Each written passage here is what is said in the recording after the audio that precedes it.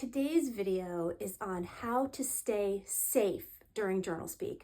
So it's sort of an evolution of the first video that I made, which is why does digging into the past help relieve chronic pain? So this is kind of a similar topic, kind of an expansion on it.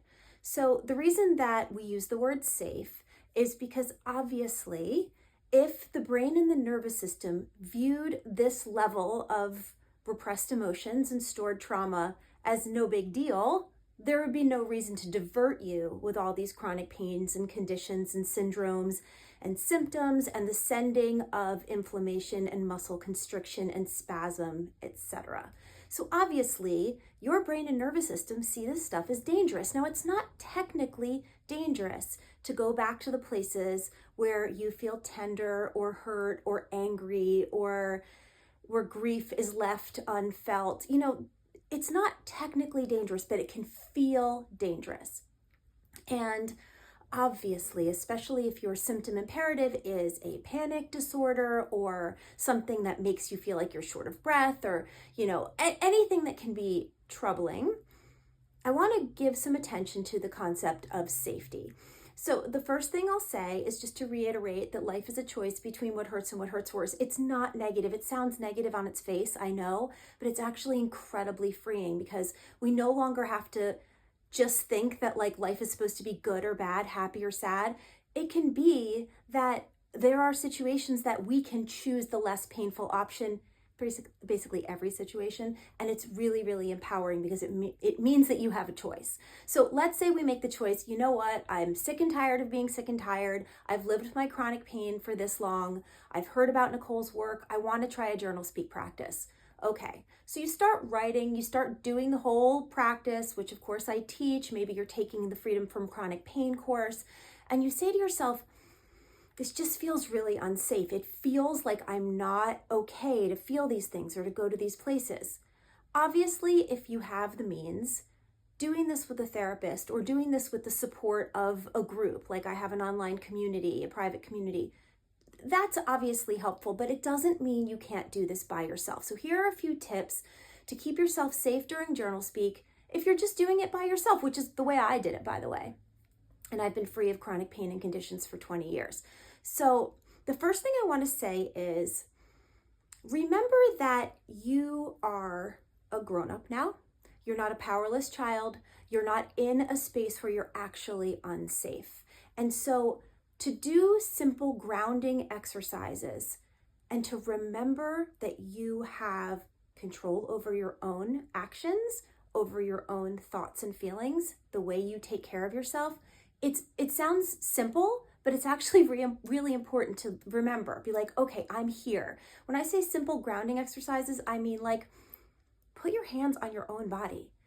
I love the feeling of the weight of my hands on my heart and my belly. Okay, I just had to feel something really hard, but I'm here. I'm here and I'm okay. And I can, at this moment, be the grown-up or parent I needed when I was a kid, when I was feeling vulnerable.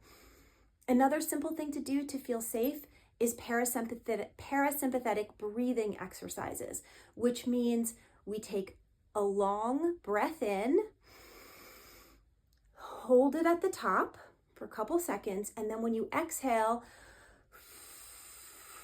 you do so through pursed lips, so the breathing of the exhale is slower and longer than the inhale.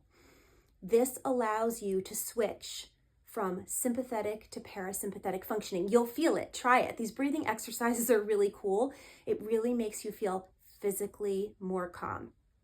Another thing to do is remember that a Journalspeak practice is not just the 20 minutes of the unscripted, impolite, unfiltered vent. It's also the 10 minutes of the grounding, mindfulness, compassionate meditation that follows, because it's a 30-minute practice. So there's 20 minutes of Journalspeak followed by 10 minutes of some sort of grounding meditation. There are self-compassion meditations. There are guided meditations, tons of them out there. Whatever it takes for you to remind yourself, you're safe now. You're okay. You're doing this to save your own life. You have the power to create and change and save your own life. It's really comforting. Other things, EFT, tapping, be creative, figure out what modality feels safe to you, feels comfortable, feels like it jives with your personality. Some people love tapping. Some people love the concept of, understanding internal family systems and what parts are here, and being able to go to those parts and have conversations from a place of safety, from a place of groundedness, control, and being a grown-up, finally being able to do this work for yourself. The most important thing I can tell you is that I've been doing this work with people for so long, from all walks of life, all over the world. You are okay. Feeling your feelings will not kill you, but your nervous system and your brain thinks it might, which is why the chronic pain and conditions are seen as a safer space. Know this, borrow my certainty until you can cultivate your own, and you're going to be able to do the work. I send you love.